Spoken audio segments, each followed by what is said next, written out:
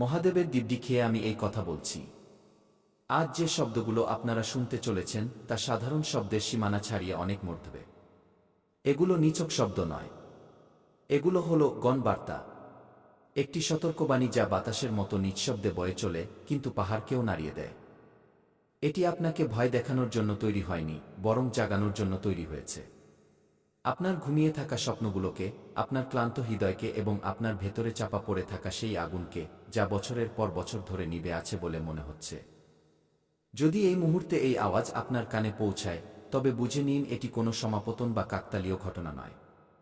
এই ভিডিওটি এমনিতেই আপনার স্ক্রিনে ভেসে ওঠেনি। মহাবিশ্ব বা ব্রহ্মাণ্ড এটিকে আপনার চলার পথে এনে দিয়েছে।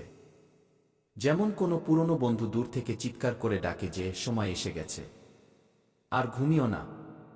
এটি সেই মুহূর্ত যখন ব্রহ্মাণ্ড শেষবারের মতো ইঙ্গিত দিচ্ছে। একটি শেষ ডাক, প্রদীপের শেষ শিখা।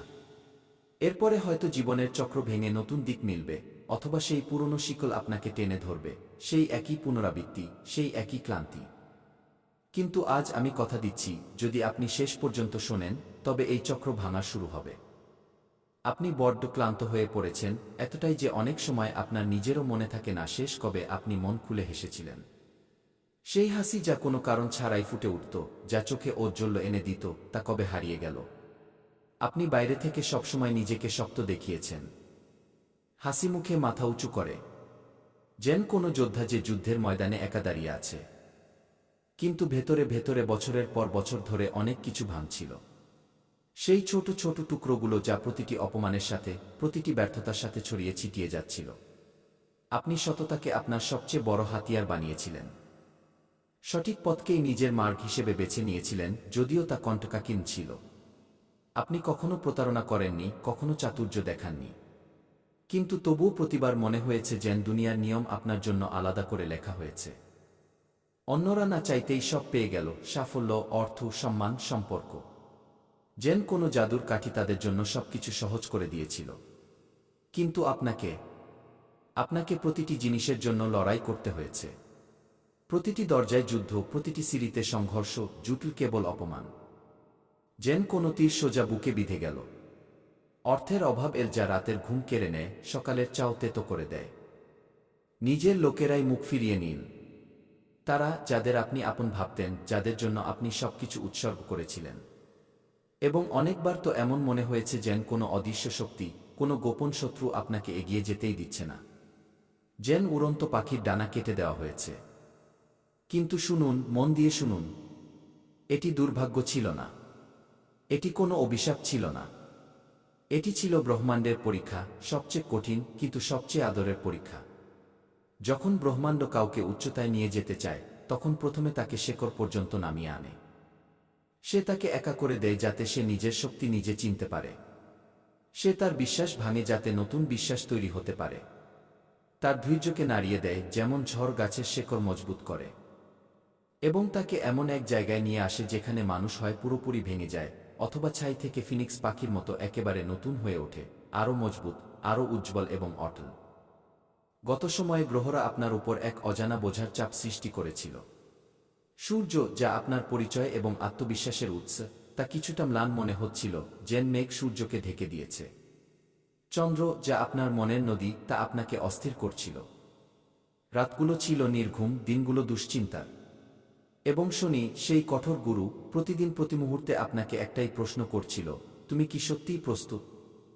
সেই কারণেই কাজ হতে হতে আটকে যেত, যেন নদী বালিতে আটকে গেছে। টাকা আসতে আসতে আটকে যেত, যেন কোনো দরজা শেষ তালাটিতে বন্ধ হয়ে গেল। মানুষ হঠাৎ বদলে যেত। সেই বন্ধুরা যারা কাঁধে হাত রাখত, সেই সম্পর্কগুলো যা মজবুত মনে হতো, সব এক ঝটকায় উড়ে যেত। কিন্তু এখন শুনুন, এখন ভারসাম্য নড়ে গেছে। গ্রহদের চাল চুপিসারে বদলে গেছে। কোনো ঢোল বাজেনি, কোনো ঘোষণার শোরগোল হয়নি, কোনো আতশবাজি ফাটেনি। কিন্তু আপনার অন্তরের গভীরে কিছু একটা জেগে উঠেছে। একটি ছোট্ট স্ফুলিঙ্গ যা আগে অস্পষ্ট ছিল, এখন তা স্পষ্ট বলছে। আপনি হয়তো অনুভব করেছেন, ইদানিং মন অদ্ভুতভাবে ভারী থাকছে। যেন কোনো পুরনো বোঝা হালকা হচ্ছে, কিন্তু জায়গাটি খালি হয়ে গেছে। কখনো অকারণে অস্থিরতা, যেন কোনো ঝড় আসতে চলেছে। আবার কখনো হঠাৎ গভীর শান্তি, যেন সমুদ্র শান্ত হয়ে গেছে। এটি বিভ্রান্তি নয় বন্ধু, এটি পরিবর্তনের পদধ্বনি। সেই হালকা খসখস শব্দ যা জঙ্গলে ঝড়ের আগে শোনা যায়। অনেকেই এই মোড়ে এসে ভুল করে। তারা এই সংকেতগুলোকে অবহেলা করে, ভাবে যে এগুলো এমনিই হচ্ছে। আর পরে যখন সবকিছু বদলে যায় তারা আফসোস করে, ইস, যদি সেই সময় বুঝে নিতাম। ইস, যদি সেই স্ফুলিঙ্গে হাওয়া দিতাম। আমি আপনাকে সেই ভুল থেকেই বাঁচাতে এসেছি। এখন থামুন, শ্বাস নিন এবং মন দিয়ে শুনুন, কারণ এই অংশটি খুব সংবেদনশীল। যেন কাচের ফুল যা ছুলেই ভেঙে যেতে পারে। এই সময়ে পরিবর্তনের এই ঢেউয়ে কিছু মানুষ খুব মিষ্টি সেজে আপনার আশেপাশে আসবে। তারা প্রশংসার ফুলের মালা পরাবে, যা শুনতে তো সুন্দর লাগবে কিন্তু তা শিকড় কেটে দেওয়ার মতো হবে। তারা পরামর্শ দেবে যেন কোনো জ্ঞানী গুরু, কিন্তু সেই পরামর্শ আপনার পথ ঘুরিয়ে দেওয়ার জন্য হবে। তারা আপনার প্রতি সহানুভূতির নাটক করবে, চোখের জল ফেলবে, কাঁধ এগিয়ে দেবে। কিন্তু মনে রাখবেন, ঈর্ষা সবসময় হাসি মুখেই আসে। সে সবচেয়ে মিষ্টি হাসি হাসে, সবচেয়ে উষ্ণ করমর্দন করে, কিন্তু ভেতর থেকে বিষ ঢালে। প্রতিটা হাত মেলানো মানুষ আপনার আপন নয়। কিছু হাত তো কেবল আপনার ডানা কাটার জন্যই এগিয়ে আসে। সব শুভাকাঙ্ক্ষী শুভ হয় না। কেউ কেউ তো কেবল আপনার পতনের অপেক্ষায় থাকে। আপনার শত্রুরা এখনো বর্তমান। সেই পুরনো, সেই লুকিয়ে থাকা শত্রুরা, যারা আপনার সাফল্যে জ্বলে। কিন্তু পার্থক্য এটুকুই যে এখন তাদের কাছে আগের মতো শক্তি নেই। ব্রহ্মাণ্ড সিদ্ধান্ত নিয়েছে। যেন কোনো বিচারক হাতুড়ি ঠুকে রায় দিলেন, ভারসাম্য আর আগের মতো থাকবে না, বদলে যাবে। যারা আপনাকে ছোট করেছিল, যেন কেউ কাদায় লুটোপুটি খাচ্ছে। যারা আপনার নীরবতাকে দুর্বলতা ভেবে ঠাট্টা করেছিল। যারা আপনার পিঠ পিছে খেলা খেলেছিল, চাকুর মতো নিঃশব্দে বিঁধেছিল, সত্য এখন ধীরে ধীরে সামনে আসবে। পেঁয়াজের খোসার মতো এক একটি স্তর খুলতে থাকবে এবং প্রতিটি স্তরে একটি মিথ্যা, একটি প্রতারণা বেরিয়ে আসবে। কিন্তু শুনুন, এবং এটি খুব জরুরি কথা, এটি হৃদয়ে গেঁথে নিন। যদি আপনি এই সময়ে প্রতিশোধের ভাবনা মনে পুষে রাখেন, যদি মনে হয় এখন আমার পালা, এবার আমি দেখিয়ে দেব, তবে সেই ভাবনাই আপনার অলৌকিক ঘটনার পথে সবচেয়ে বড় পাথর হয়ে দাঁড়াবে। সেই পাথর যা নদীকে আটকে দেবে, স্বপ্নকে পিষে ফেলবে। ন্যায় বিচার করা আপনার কাজ নয়। ন্যায় বিচার মহাদেব করবেন। মহাদেবের শৈলী এটাই। তিনি ত্রিশূল ওঠান সঠিক সময়ে, সঠিক জায়গায় এবং সঠিক তীব্রতায়। তার আঘাত কখনো তাড়াহুড়োর নয়, সর্বদা ন্যায়পরায়ণ। আপনাকে শুধু নিজের শক্তি বা ঊর্জাকে স্বচ্ছ রাখতে হবে। যেমন কোনো নদী যা পরিষ্কার জল নিয়ে বয়, আবর্জনাকে নিজেই ভাসিয়ে নিয়ে যায়। এখন এখানে একটি অত্যন্ত গভীর রহস্য আছে, যা আমি কেবল তাদেরই বলছি যারা শেষ পর্যন্ত শুনছেন, যারা এই বার্তাটিকে নিজের করে নিয়েছেন। আগামী সময়ে আপনার জীবনে একটি ঘটনা ঘটবে। এমন ঘটনা যা বাইরে থেকে খুব সাধারণ মনে হবে, হয়তো একটি অজানা ফোন কল, একটি পুরনো চিঠি, কাকতালীয়ভাবে পাওয়া একটি বই বা ছোট্ট কোনো সাক্ষাৎ। মানুষ বলবে, এতে বিশেষ কি আছে? এত সাধারণ। কিন্তু সেই মুহূর্ত, সেই ছোট মোড়টি আপনার ভবিষ্যতের পুরো দিক নির্ধারণ করবে। যেমন কোনো বীজ মাটিতে পড়ে, বাইরে থেকে তুচ্ছ, কিন্তু ভেতরে একটি বিশাল বৃক্ষ হওয়ার ক্ষমতা রাখে। অনেকেই এখানে ভুল করে, কারণ তারা অলৌকিকতাকে সবসময় শোরগোলের সাথে আসতে দেখতে চায়। আতশবাজি, হাততালি, ভিড়। কিন্তু সত্য হলো, সবচেয়ে বড় অলৌকিক ঘটনা খুব শান্তিতে আসে। যেমন সূর্যোদয়, যা নিঃশব্দে ঘটে। সেই সময় আপনার ভেতরে দুটি আওয়াজ প্রতিধ্বনিত হবে। প্রথম আওয়াজটি তীব্র হবে, ভীতিপ্রদ। বলবে, আগেও বিশ্বাস করেছিলি, আগেও আঘাত পেয়েছিস, এখন কেন ঝুঁকি নিবি? সেই আওয়াজ পুরনো ক্ষতের কথা, ব্যর্থতার কথা মনে করাবে। কিন্তু দ্বিতীয় আওয়াজটি হবে খুব ধীর, খুব কোমল, কিন্তু স্পষ্ট এবং মজবুত। বলবে, এখান থেকেই এগিয়ে যেতে হবে। এটাই পথ। যে ওই দ্বিতীয় আওয়াজটি শুনে নেয়, যে সেটিকে বেছে নেয়, সেই ইতিহাস গড়ে, সেই নিজের গল্প নিজে লেখে, অন্যদের দ্বারা লেখা গল্প নয়। এখন এই সময়ে মৌনতাই আপনার সবচেয়ে বড় ঢাল। মৌনতা নয়, নীরবতা, সেই নীরবতা যা শক্তিশালী হয়। সব কথায় প্রতিক্রিয়া দেখাবেন না। প্রতিটি শব্দকে তীরের মতো ছুড়বেন না। সবাইকে সবকিছু বলে দেবেন না। নিজের স্বপ্নগুলোকে, নিজের পরিকল্পনাগুলোকে বুকে আগলে রাখুন। বড় পরিবর্তন গোপনীয়তা দাবি করে।